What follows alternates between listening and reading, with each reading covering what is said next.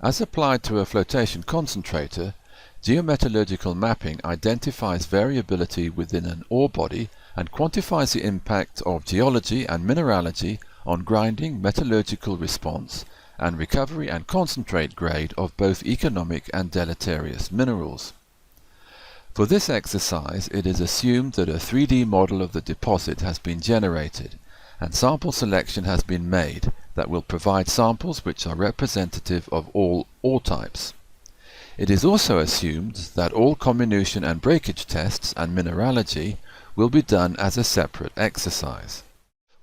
While the range and number of tests needed is project dependent, the geometallurgical mapping approach allows the development of empirical models to enable an economic assessment of the deposit to be made.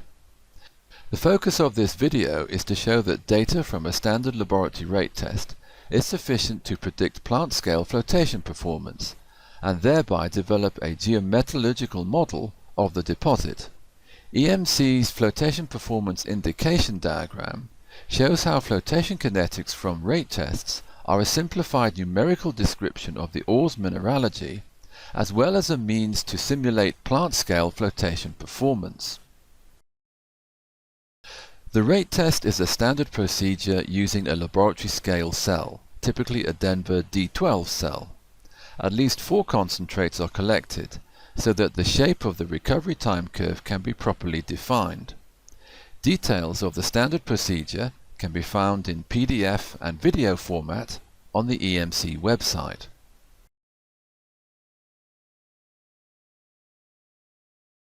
This procedure is simple and is set up to handle a 1 kg sample in a 2.5 litre cell. Depending on the size of laboratory batch mill available, standard sample size can be up to 2 to 3 kg and cell size of 5 to 8 litres, but it is recommended that this size is not exceeded. Data from the rate tests are used to calculate flotation kinetics. In 1961, Kelsall derived his 2-component equation which traces the shape of a typical recovery time curve by assigning fitted values to fast and slow fractions and rates. This can be done in Excel using the solver routine. However, Kelsall's equation is configured for a certain shape of recovery time curve, and not all ores conform to this shape, so solver can sometimes generate misleading values for kinetics. Consequently, data should be checked by a manual scroll calc method as per EMC's commercially available KinCalc software.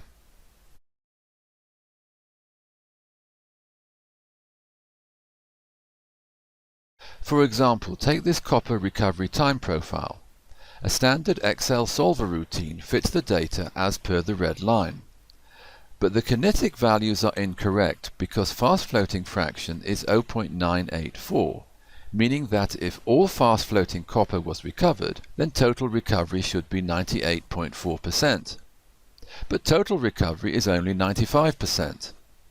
Also, slow floating rate is 0, but the slope here indicates slow floating copper is still being recovered.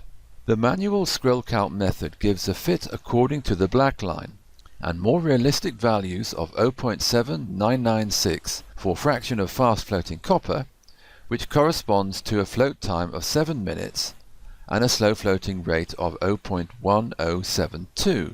Similarly, for pyrite, the solver routine gave a fast floating fraction of 0.1185, or 11.85%, which occurs at a time of about 15 seconds, which is not realistic, and a fast rate of 12.145, which is also not realistic, because as this graph shows, fast floating rates from 1 to 12 fall on the same recovery time profile. The manual scroll calc method as a black line gives a more realistic fit at 0.5961 for fast floating copper fraction, corresponding to a float time of 5 minutes, and a fast rate of 0.3223. On this graph showing various shapes of recovery time curve, fast fraction and slow rate are fixed, and fast rate is varied between 0.025 and 1.00. Superimposing the pyrite recovery time curve, shows that fast floating rate is in the region of 0.2 to 0.4. Once flotation kinetics have been accurately determined, they can be used to simulate plant-scale flotation performance using EMC's SuperSim flotation simulation program.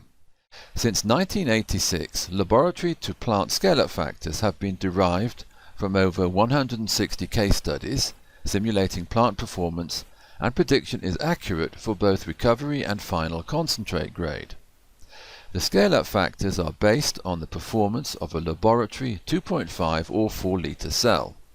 These case studies have shown that each laboratory-generated kinetic parameter of fast and slow fraction and rate of metal, mineral and gangue has a physical meaning in the production plant. These correlations provide not only a good understanding of the characteristics of the ore, but also of plant requirements and flotation performance. The standard rate test and methodology can be applied in any number of ways, and is flexible enough to suit complex ores and circuits. The minimum for any ore is to conduct rate tests on rougher and first cleaner feed streams, as these are the essential kinetics required to simulate a production plant circuit.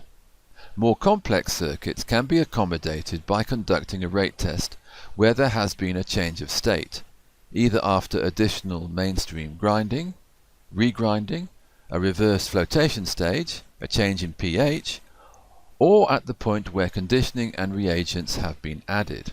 Whatever the circuit and ore type, the number of rate tests should be kept to a minimum in order to minimize the amount of test work to be done on the whole deposit. For example, if the circuit is complex, like the one shown here, the minimum number of rate tests to simulate this circuit would be 4, and for simplicity it would be advantageous to keep it like this. The question would be, do both first cleaner feed kinetics adequately predict recovery, grade and mass pull for copper and nickel final concentrates? If so, this would save having to conduct additional rate tests on the feed to the final copper cleaner and regrind mill product, both of which would take a great deal of sample, time and cost to generate these streams in the laboratory. In this case, simulation would be used to determine how well copper and nickel final concentrates are predicted using only the 4 sets of kinetics. If this was a new deposit, simulation would be compared to batch or locked cycle test results. If a geometallurgical model is being developed for an existing operation, kinetics would be generated from tests on samples from the plant and the concentrates simulated from the basic 4 kinetic sets.